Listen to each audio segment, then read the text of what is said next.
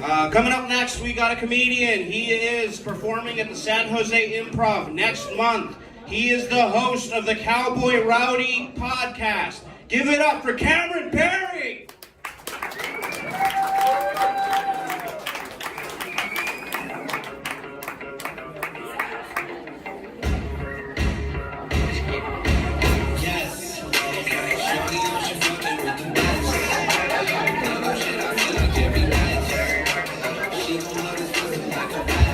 What's up, Salinas? Woo! How's everybody doing tonight? Let's make it personal. Let's get more personal than we usually do. It's over here. You, Em. Can't see it. How you doing? Great. You got coronavirus? Sense a little bit? No, I sense a little bit of hesitation. It's okay. We'll go over here with some questions. Let's see here. Yeah, you look well put together. How you doing, sir? It's going good. You work full time? I try. Over here with the coronavirus. I'm just kidding. I gotta blood people too. Been some crazy stuff in the news. Me and my girlfriend are heartbroken. We heard about the wildfires in Australia. We wanted to do anything we could for Australia. She found a wonderful charity to donate to, and I taught myself how to cook a blooming onion. They're delicious. So I'm 5'7", so I have a Napoleon complex. That makes sense. But I'm also the tallest person in my family, so I have a superiority complex. I'm the biggest little guy I know. I don't know what to do with it. It sucks. As an adult, I spent most of my adult life weighing about 120 pounds. It was terrible. It was terrible. I was the biggest guy in my family. I was like, I'm not going to keep him safe. So I spent 10 years working out, drinking all the protein shakes, making steroids in my bathtub, anything I could think of. After 10 years, I can say I'm finally the same size as the average Chilean teenager. It's a great day in my life. Yeah, I don't know, it's not so bad to be small. Like, there's sometimes it's good to be small. Like, I can lay down and coach on an airplane. It's very nice. It's good size. And plus, these things are bad for tall people. I got a lot of tall friends, and I've seen it get bad for them sometimes. I got this tall friend who ended up going to prison. I had another friend so tall, he died. Yeah, man, it's fucked up out there. You guys are lucky you're sitting down. Yeah, the one time I noticed it is pretty, it gets a little more difficult to be short though. I would say it's probably in the online dating world. Yeah. Saying that you're 5'7" is like saying you have a disability on Tinder. It's not good. You gotta stay away from that. Yeah. The other problem is, like, you just know me as short, but I got a baby face. I'm like a Benjamin Button version of Steve Buscemi. It's not good. As a 2-year-old, I look like Jack Nicholson now at a Lakers game. Not good. So in my early 20s, I was so small and such a young face, I could only date pedophiles. Pedophile candy, baby. And I wouldn't even always know at first, you know, the first couple dates go fine, you know, you go to a park, mostly parks. And on the third date, you're like, hey, you want to go to a bar? And they're like, you're a little old for me. It's not again. Yeah, I shouldn't make fun of online dating though, actually. I met my girlfriend online. You guys want to give a round of applause for April?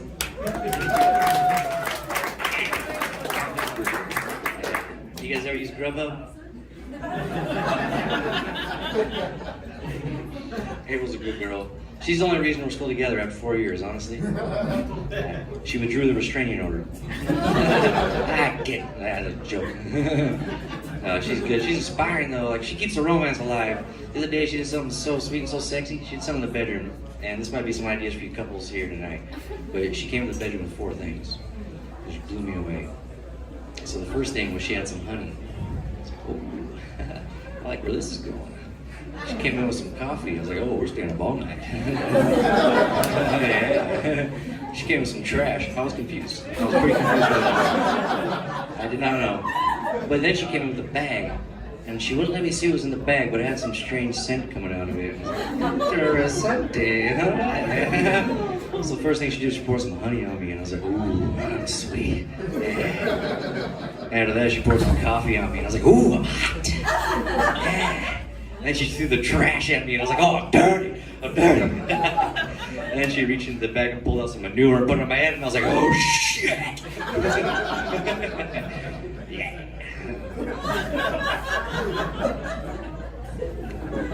So naturally, I had to make it up to her. So I was like, what can I do that's romantic? I'm not a romance type, you know what I'm gonna do?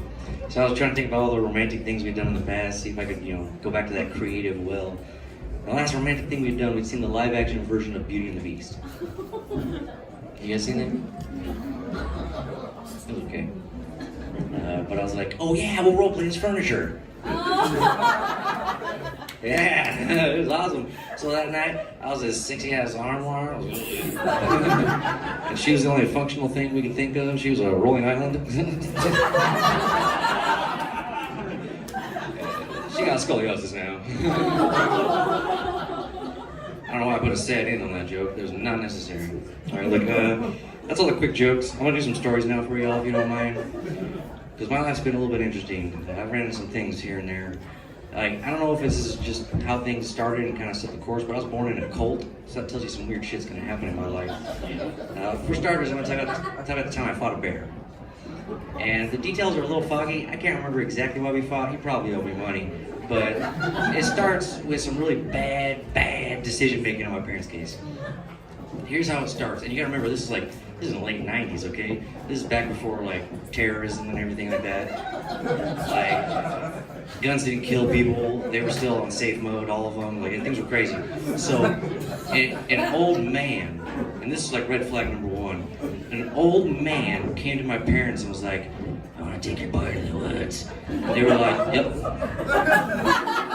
They're like, what woods? He's like, I don't know. They're like, sounds good. No GPS, no cell phones.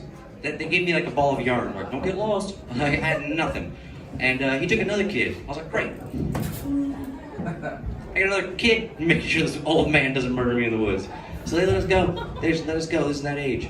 And it's kind of scary. We go to the woods and we get lost almost immediately. Things are going bad. Me and this other 14-year-old kid decides it's a good idea to climb every fucking rock and tree. And the old man is so busy trying to describe the type of infections we're gonna pick up. He's not able to actually stop us. Oh, poison oak. Oh, you're dead. Oh, that's a fucking bear. And so here's what happens. I got this little wind-up camera, and I'm just having a ball of the time, just breaking my legs, falling down rocks, and I'm winding up. Click. You guys remember the time probably. And at some point the click is so loud, we hear a and we look over, and there's a freaking bear just sitting in the middle of the trail. And I see, the way I knew the bear was there was these two Japanese people run away, oh my god! They just run as fast as they can. They're bolting out the way. And I'm like, what the fuck? And the Japanese guy left his cane, and the bear's investigating it. And I'm not trying to do some reverse racism bullshit. I'm like, I'm gonna get your cane, dude, because I'm one of the good whites. So I start walking up closer to the bear. And the old man's like, fuck no! He's like, if these kids are gonna die in the woods, I'm gonna kill them. So he's all scared the bear's gonna get to me. I start walking closer to the bear, and I just I keep taking photos because you're never gonna get this close to a bear. So I get so close to this bear. This thing finally decides, fuck this kid, he's kind of annoying, and I didn't sign off on these photos, so he starts going around a rock, and I follow the fucking bear like an idiot. And the last photo I have, which was developed from this wind-up camera, is I'm about 5 feet from the bear before I take a shot and fall around the rock. And this fucking bear turns around and goes.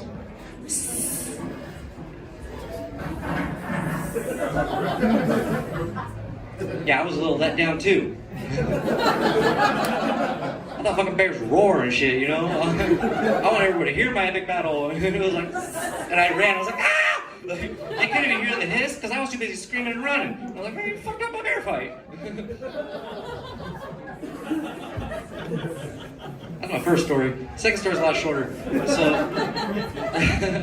So I used to tell a lot of jokes about homeless people when I stopped because I realized it's sometimes just poking fun at the wrong thing. It's not good. And honestly, I don't like the term. Homeless. You're focusing on the thing that they don't have. Let's do something more positive. Instead of homeless, how about street more? Or something positive. Why are we such a negative society, as I'm saying? So the reason I stopped making fun of homeless people is because I used to be homeless. And a lot of people think you're only homeless because of drugs or bad lifestyle, and that wasn't the case with me. I was homeless because of a house fire. I didn't even see it coming. I was just sitting in my home, watching TV, eating dinner, cooking a little meth, and then boom, house fire! Out of nowhere! It's easier being homeless with a fresh bag of meth, though. Alright, one last story. This is my very last story, then I'm getting out of here. This story is going to be kind of more positive, okay? It's going to be an upbuilding story. This is the story about the first time I learned to speak any Spanish words at all. You guys want to hear? You guys want to hear? Still habla español aquí? Yeah? All right. All right, you don't need to know how to speak Spanish to get the story. You're going to learn a couple Spanish words on the way. I call this my Happy Wednesday story because the words that I learned, the very first words I learned in Spanish were Happy Wednesday. So you can get ready. So it was Wednesday. I was like 13 or 14. This is sometime after the bear fight. And I'm getting some cojones on me now. So, like, I'm in high school. I'm in junior high, and my English teacher pairs us up in this school assignment in our class, and he puts us in small groups of 3. And so we're like working in very small clusters. We push our desks together and we're really close. And the 3 students in my group, it's me and Hector and Javier. Now, Hector and Javier, they know each other outside of class. They both speak Spanish as their first language at home, and they know each other. So when they get to this group, right away they're speaking to each other in Spanish. And it's the closest I've ever been to colloquial, familial Spanish. It was beautiful. I could see the emotion. I could see the R's rolling out of their tongues. I could smell the salsa. It was amazing. I was so enthralled by it. I was like, Hector, Javier, I hope it's not rude. I'm so sorry. I don't mean to interrupt. It's so beautiful to hear you guys speak. Would you be willing to teach me any Spanish? And they looked at me with a big smile. They're like, do you want to learn Spanish, man? That's no problem. I will teach you Spanish. Tell you what, why don't you go over to Lisa over there and you tell her Happy Wednesday in Espanol? I was like, sí, how do you say Happy Wednesday in Espanol? And he goes, it's easy. You just say, pinche puta.